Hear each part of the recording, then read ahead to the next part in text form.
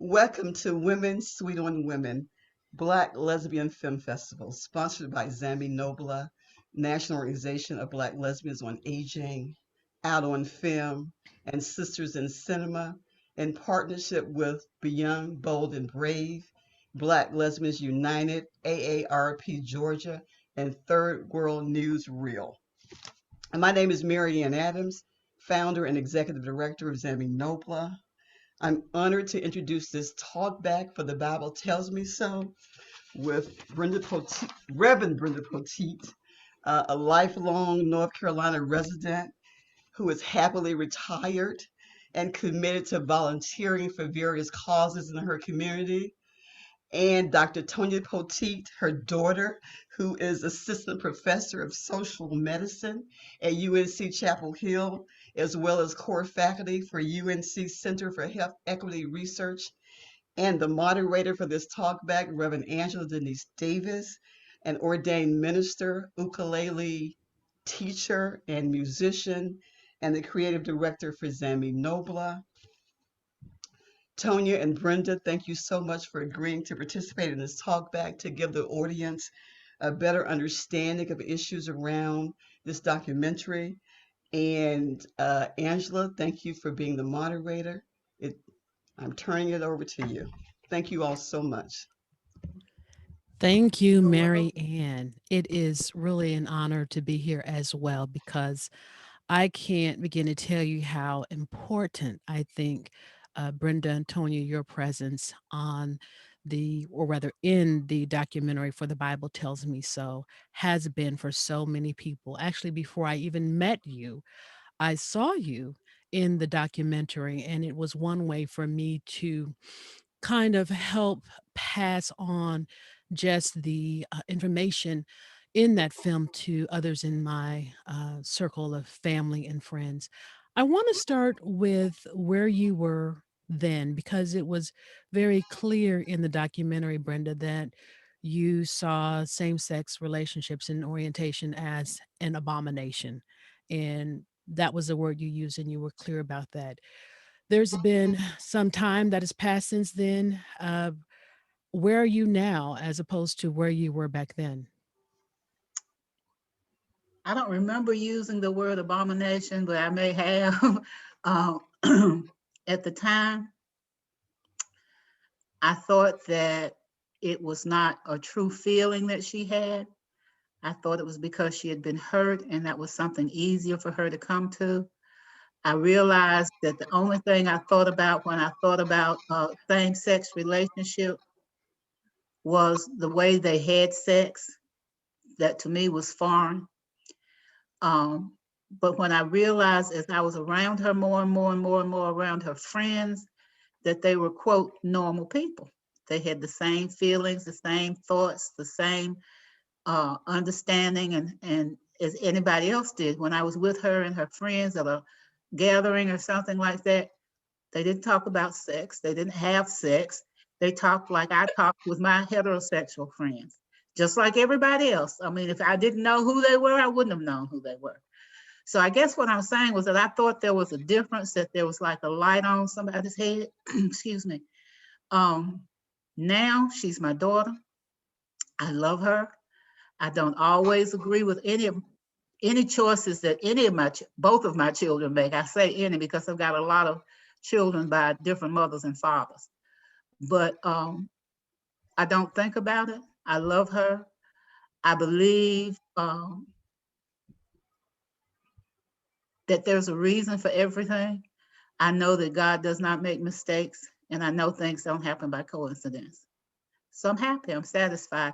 And I was able for the first time, um, and I think I shared this with Mary Ann, when I would introduce Tonia and her wife, I would say my daughter and my daughter-in-law. And back deep down, I realized that people would probably think that's your daughter and your son's wife. And for the first time this week, I recognized Nikki as my daughter's wife. And when it came out of my mouth, I realized, oh boy, this is another step that I've taken. Yes, it's just so poignant in the documentary to hear how you express where you were and to know where you are now. I was also fascinated by uh, the reflection you made, and you spoke to it there a few minutes ago about um, seeing the interview on Phil Donahue. Oh, And yes. yes, that whole thing about that so often when we look at LGBT people, we think about sexual activity as opposed to who they are as Mm-hmm. human beings. Mm-hmm. And you were able to make that leap. And Mm-hmm. you talk about it now just in terms of seeing Tonya and her friends. How do you think that, particularly in the world of being a minister in a church, that people can come to that place of really understanding and appreciating people whose sexual orientation is very different from theirs? How can we help people process that as you've been able to do? First of all, to be honest, totally honest, I think they have to want to. There have been so many, for so many years, it has been a stigma. And I think people have to want to. I've heard the arguments sex was made for procreation. It was made for enjoyment, but the main reason was procreation. And so if that's not happening, then you shouldn't be having sex. I don't think really that there's anything that can be done differently that hasn't already been done to change anyone's mind. I think they have to want to. Mm, I think that you have to want to see it. You have to come to a realization that I looked at my child and I thought about who my child was and how she was and what kind of person she was. And I would assume that she would select her friends based on the same qualities that she had. You don't step too far from where you are. As my mother used to say, the nut doesn't fall too far from the tree. So she wasn't going too far out of the way. Um, and when I looked at that and realized who she was, then I had to really rethink myself and think, this is what I have to look at. I have to look at the person, not at her sexual orientation. And I think until someone gets to that point, there's nothing that anyone can do. Um, I've seen people who may quote accept homosexuality, but can't accept transgender. They don't understand. They can't figure out why. So I don't think there's anything that the community can do to change a person's mind. I really don't. It's mm, sort of like the Trumpsters. mm, mm. Tonya, let's turn the lens on you. Um, I'm curious to know when's the last time you viewed the documentary, and how was it for you hearing your mother's story and talking about your relationship on film and just the process of you and her really coming to renew your relationship once you came out to her? Hmm. It's been a while since I'd seen the documentary, and I think my mother reminded me that I watched it again sometime in the last year. I think a friend of mine hadn't seen it, and so we watched it together. Um, it feels like a really long time ago.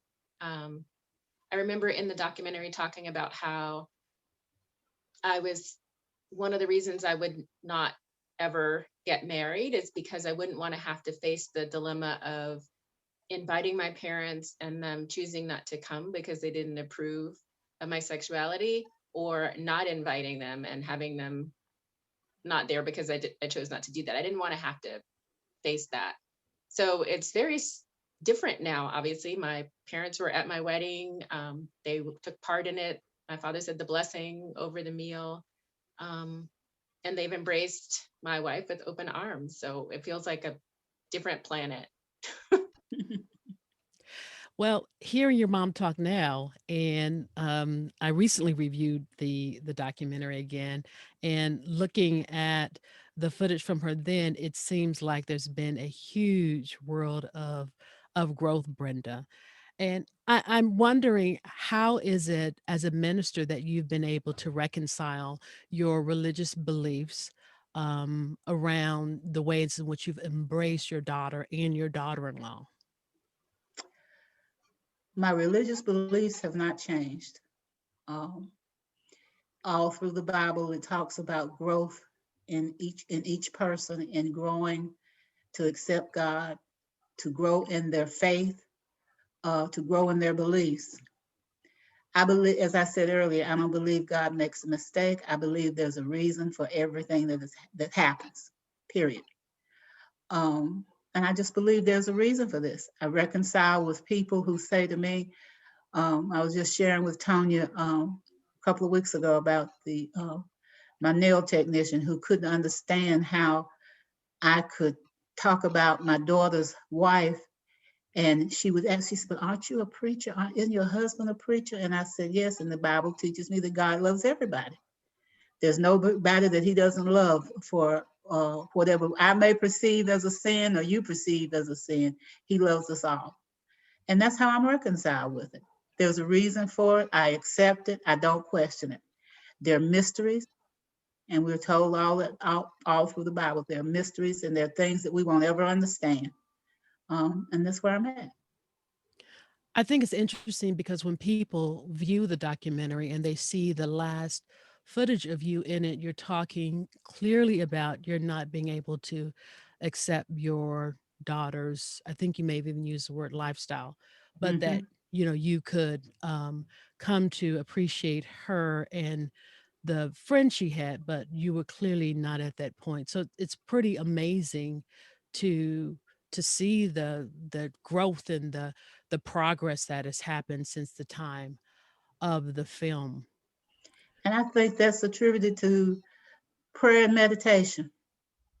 That I get to a certain point, that I'm at a point now that I love my child, and I love anyone that she loves. I have to love anyone that she loves. Um, and that's where I am. I don't know how else to say it. It's just an acceptance of what is. And I have some thoughts. okay. Okay. Well, I don't know if you remember this, Mom, but we were having, I don't even know what we were talking about. Maybe we were talking about this and sort of how things have evolved over the last, however many years. Mm-hmm. And you said something about always wanting to be someone who evolved. And I think that that takes courage and intention to grow, and that many people are afraid to do that. And you are not.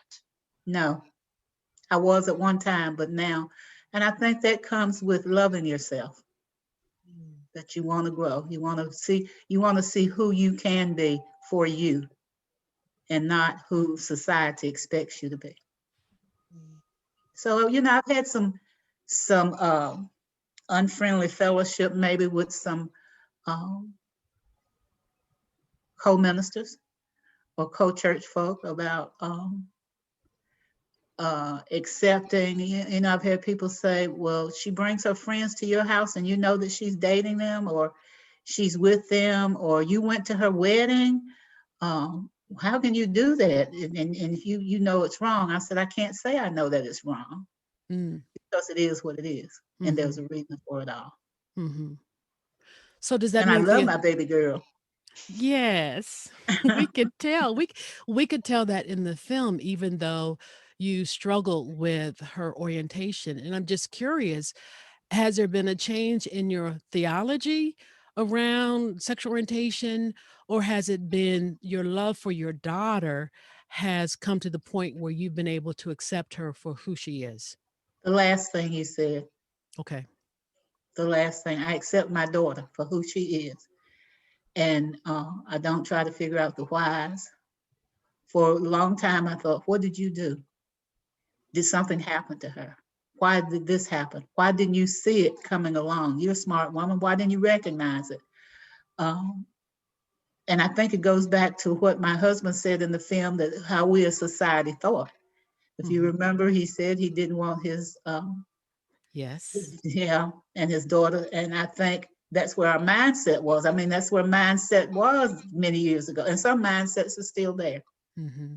But I don't think no, it's not a change in my theological beliefs. It's my love for my child, Hmm. that I have grown and evolved, as she said, with that. Hmm. And if it makes her happy, it makes me happy. If they don't make Okay. her happy, don't make me happy. Was because this was such an important documentary and so many people have seen it, was the documentary your participation in it, in the filming, and this question is for the both of you all, did that create a landmark in your relationship? Did it um, allow you to talk about things, your lives in a different way than if you didn't have the opportunity of telling your story on film? I think so. I I have to give Dan Karslake credit, the producer slash director of the film. He asked good questions, I think, and um, asked questions that when I watched the film, there were answers to questions that I might have had of my parents, but I was not going to ask them because I don't ask questions I don't want to hear the answer to, right? And I wasn't sure I'd hear the answer I wanted to hear. And so opening up that door or that window to that conversation, I think was an important step for our family. And then I think my parents, right after the film came out, there was this whole circuit of being invited to speak. And back when people could be in the same room together, being invited to speak at various panels and, really across different cities and I think outside of the state. And I think that, I don't know if you'd agree, Mom, but I think just y'all met so many different kinds of people and that also broadened your horizon of who gay people were, what other people's painful experiences with their family was like and how much that hurt them. And you knew that you didn't want to do that to your children. I think that had a big effect on, I think the quality of our relationship in general, and definitely how open we were to having conversations around my sexuality.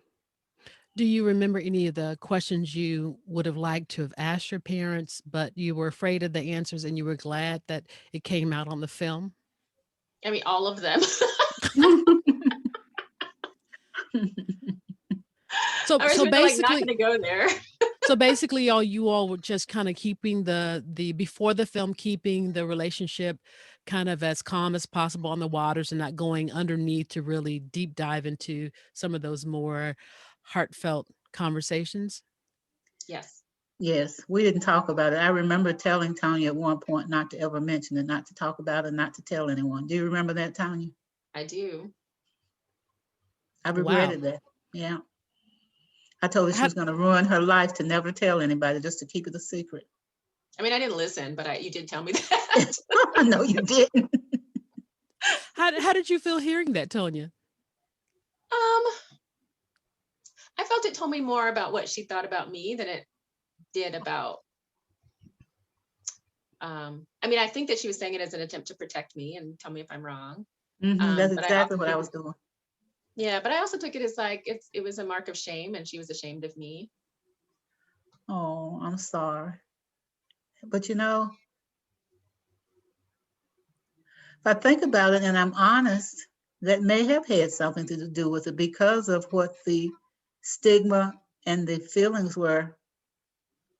I won't say back then, I'll say now. Here I had this brilliant child that I expected great things from because she showed me that she was going to be able to produce great things, and I wasn't wrong. And it was a protective mode that I didn't want her to do anything to ruin her possibilities or her chances. But I guess if it's sort of like my daughter-in-law and my daughter's wife, there was something there that prevented me. That there was something there. I can't say it was. I don't think I've ever felt ashamed of you, Tonya. But there was something there. Being honest, there was. Sorry. That's okay. I just remember when you told me that, thinking like, I can't tell grandma. Grandma's lived like 80 years. I'm sure she's seen everything. This is not going to be a shock to grandma. Well, that kind of borders on the question, my next question, because there's a saying in our community, mama always know, mama always know. Did you have any inkling, Brenda, that Tonya was a lesbian? No. She says that, but I don't agree. Why do you think so? I Because often said. You sent me a letter when I was in college. Do you remember this letter? What did I say? It was a heartfelt letter. And in the letter, there was some line and this is, I come out to myself, but not to you. And you said you worried that I would turn to women for love because I had been hurt. You said this in the letter. Yeah, and I did feel that. I felt that because you had been hurt, because you had been abused by your teacher that I didn't know at the time, I always felt that you turned towards feminine looking men. They were small, not muscular, but they were just little men.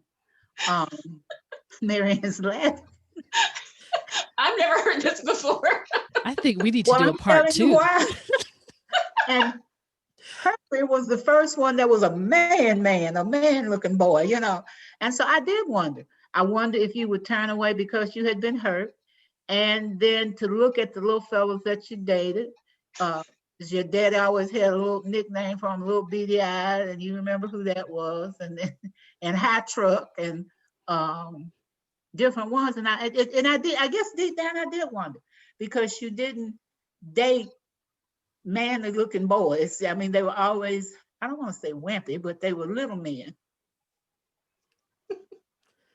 Well, I always thought, well, if every woman who'd been hurt had relationships with other women, then the whole world would be lesbian. This is true. This is true.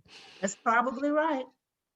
You know, I think the powerful thing, and I think we've just expressed it, exhibited here, when you tell your story, it leaves room for so many other stories and explanations to emerge. And I think that's, for me, one of the reasons why I so loved your presence in this documentary. You were the only African American presence, and it's important for our community to hear our stories and know who we are, as people of all different orientations in the world.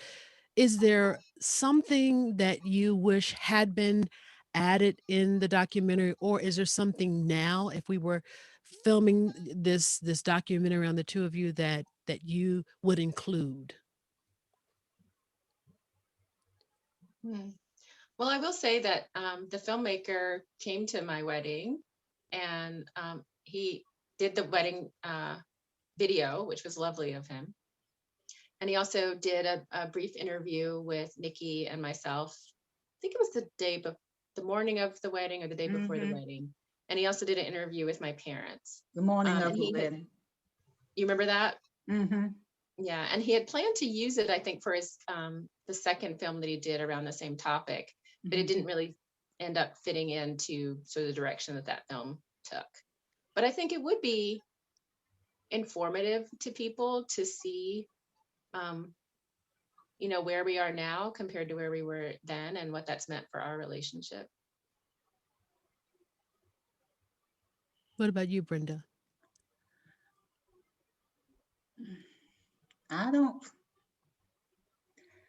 The film was for its time. I don't know if there would be any benefit from a follow-up film or not. I mean, you know, we were probably the only people who were not there, who were really were not accepting, hadn't gotten to the point that we are now. The others in the film seem to have been, you know, at a different point than we are. I still keep in touch with the Redtons.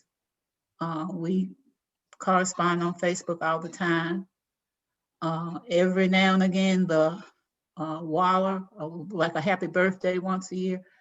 The other two, the Gephardts and Robinson, I think his name was, Gene, I don't have any contact with. So, well, you know, I don't know if there would be any benefit from it or not. Well, that's a very interesting point you bring up, because it has been remarked by so many people that it's much harder for African American parents to embrace their LGBT children. Do you think that's true? Yes. On what you said, widespread? Right.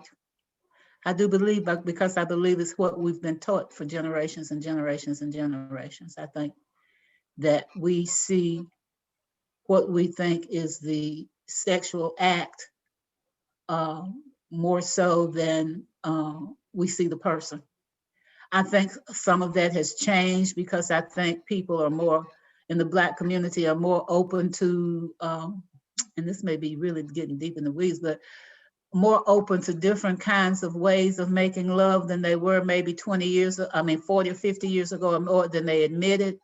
So I think there's some change there in that type of acceptance, but I don't think in the Black community that we're there yet. Tonia, what would you say?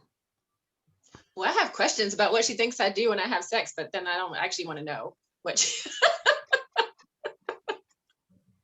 So sorry, I was distracted by that conversation. I have heard people say that. I guess I feel that there's more nuance than that. And that I had friends in college who were white friends who came out to their families, and they were completely kicked out of the family. So they were like, not only not embraced, they were kicked out of the family. Right.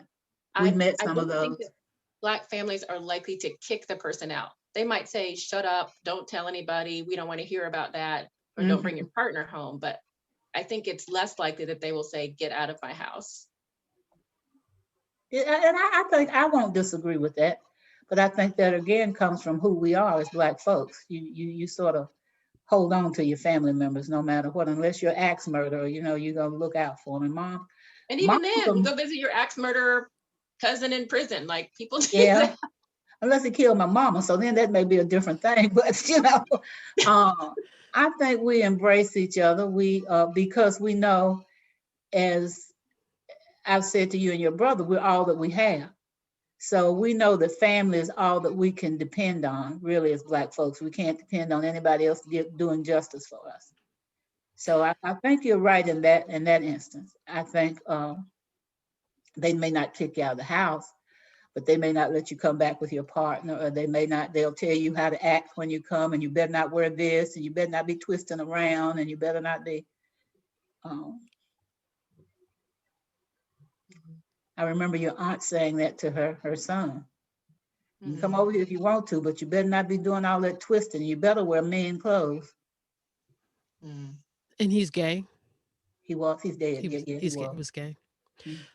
So Tonia, mother and daughter relationships are so unique and special, particularly in our community. And I'm just curious, because you mentioned the idea of wanting to ask your mother questions in the past you were too afraid to know the answers to.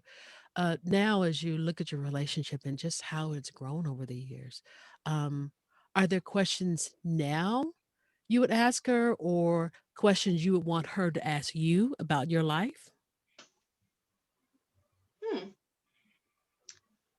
I don't think so. I feel like we have a really open relationship. I don't feel like there's anything that I would want to ask her that I'm afraid to ask or that I haven't asked.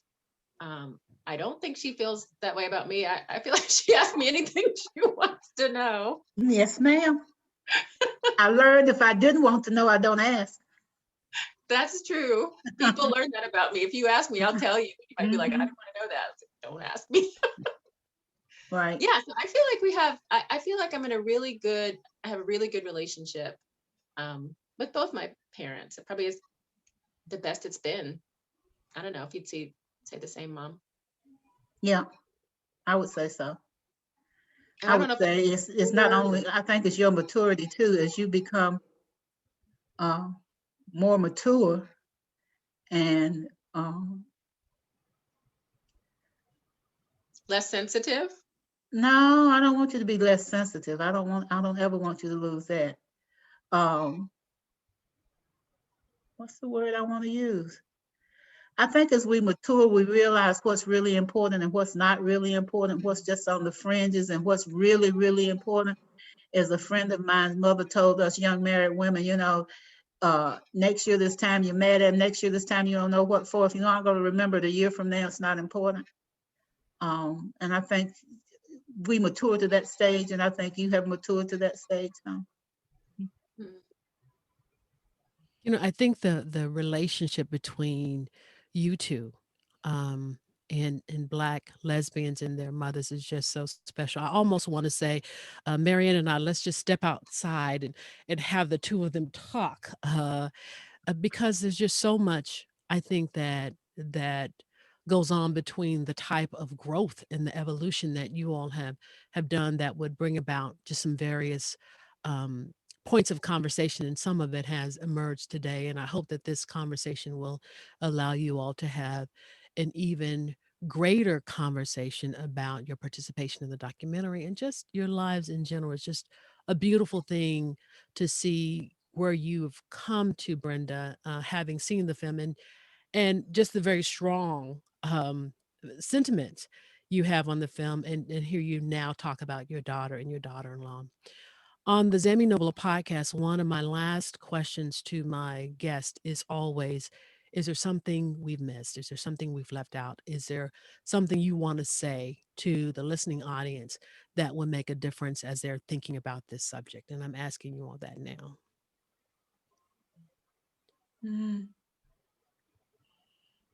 not, I can't think of it. I mean, I could probably think of something if I could sit here, but no, I don't think of anything that you've not. I think you've covered everything. Tonya may feel differently. I don't know. I was thinking, like, what would I have wanted to hear someone say? Um, Actually, I did hear Dan say to me that there is always the possibility for growth and change, and that um, you don't have to give up on people, Mm, stay in relation to them, mm-hmm, if that's what you choose to do, knowing that there's opportunities for growth, if that's, as my mom said, first thing, if they want to. mm-hmm, Well, I think that's the perfect way to end our conversation, because to me, I think what this documentary says, and just knowing the two of you, is that point exactly, that there is always an opportunity for someone to change her mind, and for love to be that which causes us to grow in relationship more and more each day. So I mm-hmm. thank you both for being a part of this conversation and just sharing your lives then and sharing them now, and letting us know what is possible when love is in the house. Thank you. Thank you for inviting us. Yes, thank you.